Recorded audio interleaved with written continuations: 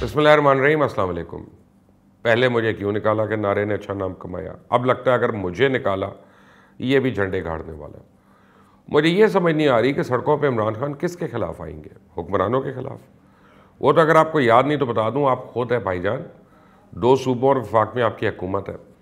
फिर किसके खिलाफ आप सड़कों पर आएंगे? किसी जुल्म और ज्यादती के खिलाफ? वो किसने की है? नवाज शरीफ ने। उसे तो आपने खुद घर से बाहर भेज दिया। पीपल्स पार्टी के खिलाफ, उन्हें तो आप अपने लिए ख़तरा ही नहीं समझते। तो फिर क्या कोई अवामी इशू है? किसको इंसाफ दिलवाना है? आखिर एजेंडा क्या होगा? और अगर वो एजेंडा इस वक्त आपके पास है जो कि आप समझते हैं कौमी मफाद में है, तो फिर इंतज़ार किस बात का है? अवामी मफाद को नज़रअंदाज करके, जमहूरियत की बका को ख़तरे में डाल के आप कुर्सी के साथ क्यों चिपके बैठे हैं? हमें जैसे इमरान खान की, खुद इमरान खान ने कहानियाँ सुनाई थी, वो तो कहता था कि मैं 1 मिनट भी इक़्तिदार से नहीं चिपकूंगा अगर अवाम के लिए कुछ ना कर सका। आपको सुनाता हूँ क्या कहा था खान साहब ने। एक शेर है कि उस रिस्क से मौत अच्छी है जिस रिस्क से आती है परवाज में कुताही। ये मेरा फेवरेट शेर है। खान साहब, आपने तो मुझे क्यों निकाला का मजाक उड़ाया था ना। आप किस मुंह से कह रहे हैं कि अगर मुझे निकाला तो ये कर दूंगा, अगर निकाला तो वो कर दूंगा? या मैं यही कह सकता हूँ, सुभान तेरी कुदरत, खुदा इंसान को ज़मीन पर ही दिखा देता है सब कुछ ना। और तो अभी पार्टी तो शुरू हुई है, घबराए मत। आपने अभी बहुत कुछ देखना है। पहले आप इक़्तिदार के घराने में कमा थे, ना कोई नौकरी ना कोई सरकारी ओहदा। अब आप 3.5 साल से इस मुल्क के स्याह सफ़ेद के मालिक हैं। किसी गलत फहमी में ना रहना। जो आपने TLP के एहतजाज को रोकने की रवायत रख दी, आपकी काफ़ी खातर बदारत होगी। अपना लगाया हुआ दरख्त है जनाब, फल भी तो चखना पड़ेगा ना। और क्यों? तहरीक लब्बैक पाकिस्तान वो काम करे तो दहशतगर्द, और इमरान खान करे तो जिहाद। खान साहब आंखें खोलें, क्योंकि ये 2018 नहीं है, ये 2022 है। पहले लोग नून लीग और पीपल्स पार्टी से तंग थे, आज आपसे तंग हैं।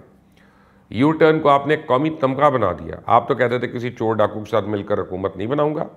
आप कहते थे ना कि नहीं याद? अच्छा सुनाता हूं आपको, सुने क्या कहा आपने। परवेज लाई जो इस पंजाब का सबसे बड़ा डाकू है। आपकी मर्जी, जिसको चाहे डाकू कह दें, जिसको चाहे कातिल कह दें, जिसे चाहे माफिया कह दें, फिर वक्त आने पर उनके पैर पकड़ लें। फिर आपने काफ लीग और MQM के साथ हुकूमत बना ली। ओ सॉरी मैं भूल गया था, आपने तो अभी बहुत कुछ कहा हुआ है। अवाम का हाफजा कमज़ोर है। चलें याद कराता हूँ कुछ ना कुछ। आपने तो ये भी कहा था ना कि आज़ाद उम्मीदवार को तो किसी सूरत खास नहीं डालूंगा। कहा था कि नहीं? सुने जरा। कहना जी कि मैं इंडिपेंडेंट लड़के और उसके बाद तहरीक इंसाफ के अंदर जाऊंगा, उनको आपने मुस्तरद करना है। आप ये इंडिपेंडेंट को वोट ना देना। जो भी ये कहना जी कि मैं जीत के तहरीक इंसाफ में आ जाऊंगा, तहरीक इंसाफ में आने की कोशिश ना करना, आपकी जगह नहीं होगी तहरीक इंसाफ में अगर आप जीत भी गए। फिर जहांगीर तरीन के जहाज ने जिस तरह परवाज की, आज़ाद उम्मीदवार ढूंढे, एक अलग ही तारीख रकम हो गई। आपने बिजली के बिलों पे अवामी जेब पे डाके डालने का डायलॉग बोला था ना, कि नहीं बोला था? याद कराऊं? आपको पता पाकिस्तानियों, हर महीने आपके बिल से PTV के लिए 30 या 40 रुपया कटता है, 35 रुपया कटता है। और हर साल 10 अरब रुपया PTV को आप देते हैं, हम देते हैं। तो मैं ये PTV से पूछता हूं, और PTV का जो MD है उससे पूछता हूं कि आपको शर्म नहीं आती कि आप नून लीग और नवाज शरीफ के पुतले बने हुए हैं, उनको प्रोजेक्ट कर रहे हैं? आपको शर्म नहीं आती? पैसा हमारा है। और आज आपकी हुकूमत इंतहाई बेशर्मी से, फीस तो दूर की बात है, फ्यूल एडजस्टमेंट के नाम पर डाके डाल रही है। आप फरमाते थे मैंने तो कभी अपने बाप से पैसे नहीं मांगे, मैं बैरूनी आकाओं के सामने हाथ फैलाऊंगा। आपने बैरूनी कर्जे लेने के हवाले से जो कुछ भी कहा था, वो कुछ आपको सुना देता हूँ, सुने जरा।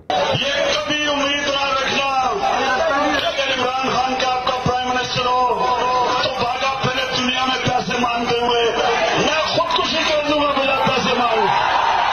इमरान खान मर जाएगा, कभी पैसे नहीं मांगेगा।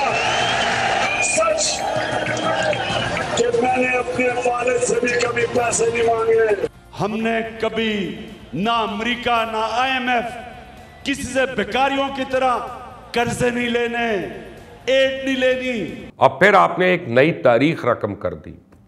याद है सऊदी अरेबिया के साथ जिन शर्तों पे आपने $3 अरब लिए, IMF की रकम ली, वो तो पहले कभी हमें ऐसी शराइत नहीं मिली। आपने तो पाकिस्तान का इज्जत से कर्जे लेने का ऑप्शन भी ख़त्म कर दिया। आपने अपने झूठे और खोखले नारों के दफा में यहाँ तक कह दिया यू टर्न ना लेना हिटलर और नेपोलियन की मीरास है, इसके बगैर बड़ी कामयाबी मिलती ही नहीं। खान साहब यू टर्न नहीं कहते, इसको झूठ कहते हैं। यहाँ पे संगीन गलती जो अगर कौम के सरबराह से हो तो मुल्क बर्बाद हो जाते। वैसे मेरा पर्सनल ओपिनियन यह, आप यू टर्न नहीं लेते, आप तो राउंड अबाउट पे हैं, घूमी जा रहे हैं, कोई टर्न भी नहीं ले रहे। और देखें जिस तरह इस मुल्क के 2.25 करोड़ अवाम ने तहरीक इंसाफ से धोखा खाया, उनको वोट दिया, मैं भी उनमें से एक था।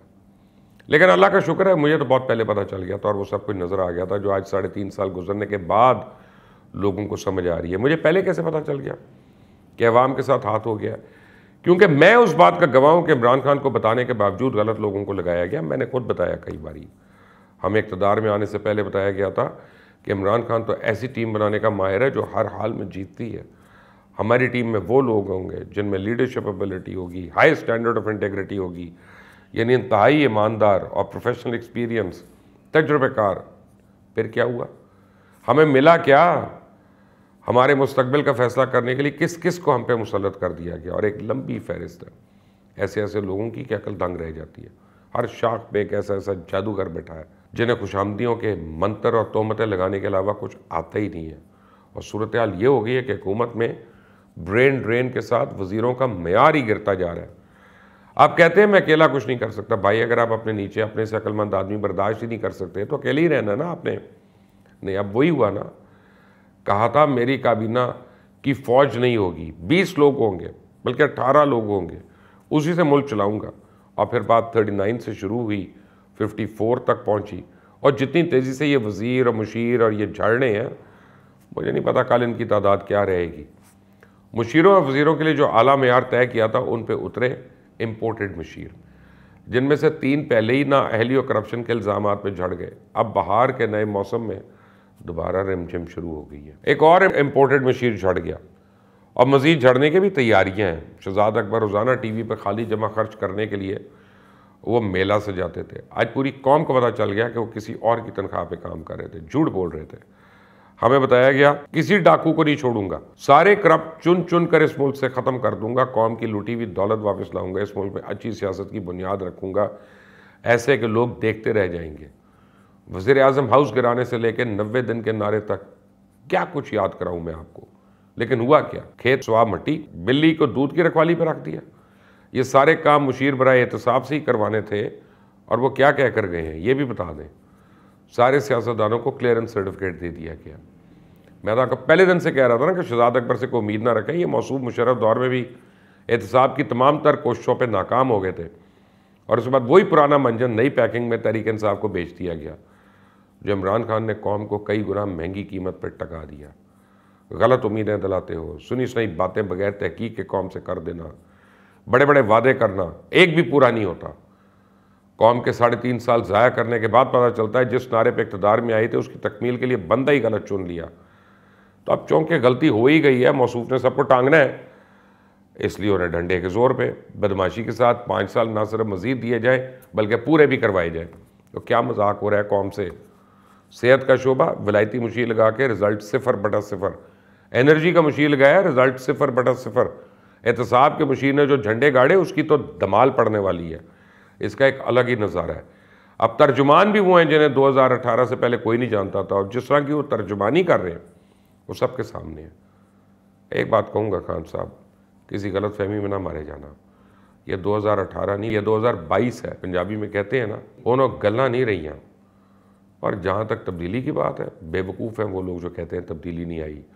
जो तब्दीली डॉलर, करप्शन, बुरी कारकर्दगी, महंगाई, कर्ज़ों और करप्शन में आई है, इसने तो हमारी ज़िंदगियाँ बदल कर रख दी हैं।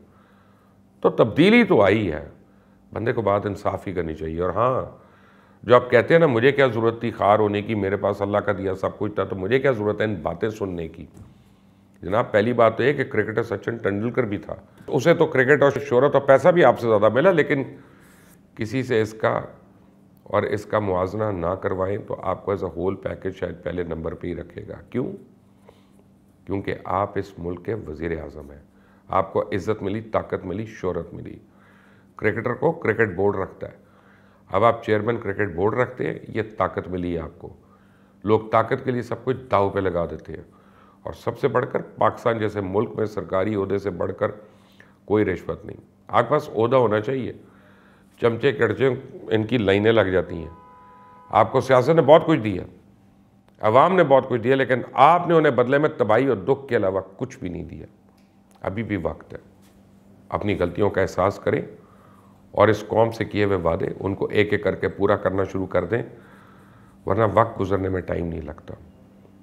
Until the next time, Allah.